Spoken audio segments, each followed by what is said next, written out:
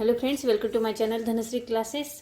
आजच्या या व्हिडिओमध्ये आपण काही निगेटिव्ह सेंटेन्सेस इथे बघणार आहोत, म्हणजे नकारार्थी वाक्य. जी मराठीची वाक्य आहे, मराठीची नकारार्थी वाक्य, ती आपल्याला इथे इंग्रजीमध्ये तयार करायची आहे. आता मराठी वाक्य इंग्रजीमध्ये तयार करताना, नकारार्थी वाक्य इंग्रजीत तयार करताना त्याचं जे स्ट्रक्चर आहे ते आपण इथे सुरुवातीला लक्षात घेऊया. ठीक आहे. त्याचे स्ट्रक्चर म्हणजे जी वाक्यरचना आहे, तर वाक्याच्या सुरुवातीला इथे काय येईल? करता येईल. म्हणजे मराठी वाक्यातील जो कर्ता आहे तो कर्ता एक नंबरला घ्यायचा. ठीक आहे. आता हे जे वाक्य आहे, या वाक्यातील मी ही जबाबदारी स्वीकारू शकत नाही, या वाक्यातील कर्ता आहे मी. मी हा एक नंबरला येईल. त्यानंतर या वाक्यामध्ये सहाय्यकारी क्रियापद आपल्याला लिहायचं आहे. म्हणजे कर्त्यानंतर काय येईल? सहाय्यकारी क्रियापद येईल. आणि सहाय्यकारी क्रियापद लिहिल्यानंतर आपल्याला नकारार्थी शब्द लिहायचा आहे, नॉट. आणि त्यानंतर क्रियापद व क्रियापदानंतर आपलं उरलेलं वाक्य. लक्षात आले? बघा, आता हे वाक्य जे आहे, मी ही जबाबदारी स्वीकारू शकत नाही, या वाक्यातील कर्ता आहे मी. मी साठी आपण लिहूया इथे आय. मी साठी आपण काय लिहितो? आय. आता जबाबदारी स्वीकारू शकत नाही यासाठी आपल्याला इथे सहाय्यकारी क्रियापद लिहायचं आहे, आय नंतर कॅन. ठीक आहे. आणि कॅन नंतर आपल्याला काय लिहायचं आहे? नॉट हा शब्द लिहायचा आहे. नॉट. मग कॅन नॉट हा शब्द आपण वेगवेगळा न लिहिता कॅनॉट हा शब्द एकत्र लिहिणार आहोत. I cannot. आता स्वीकारणे हे वाक्यातील काय झालं? क्रियापद झालं. नॉट नंतर काय येतं? क्रियापद येतं. क्रियापद काय आलं? स्वीकारणे म्हणजे accept. ACCEPT.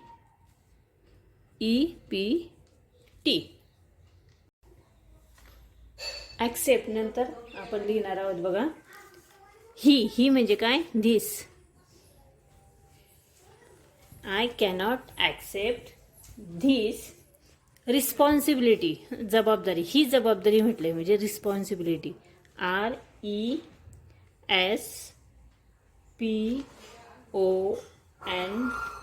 RESPONS responsibility. SIBILITY.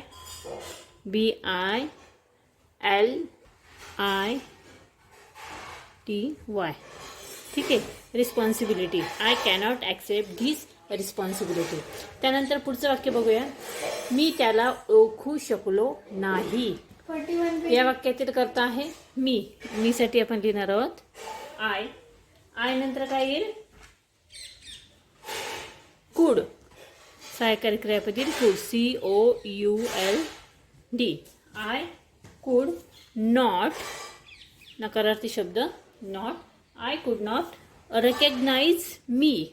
मी त्याला ओळखू शकलो नाही. मी नाही, सॉरी, हिम. त्याला म्हणजे हिम. म्हणजे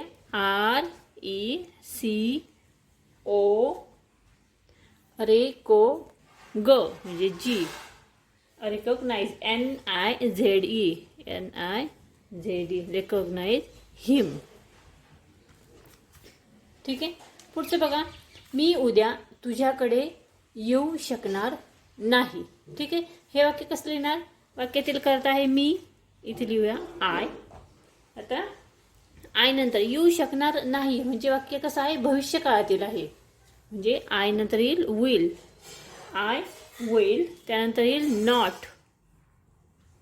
आय विल नॉट. त्यानंतर पुढे बी एबल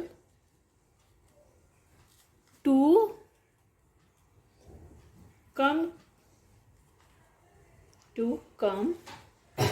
परत येईल टू यू टुमारो. उद्या. TOMORROW. ठीक आहे. I will not be able to come to you tomorrow. पुढचं वाक्य बघा, तू वचन मोडायला नको होतं. हे वाक्य कसं लिहिणार? तू. त्यासाठी लिहूया यू. त्यानंतर यू नंतर शूड. SCHOULD. शूड. आणि त्यानंतर येईल नॉट. आता शूड नॉटचं आपण शॉर्ट फॉर्म लिहिणार आहोत शूडंट. N आणि T. ठीक आहे.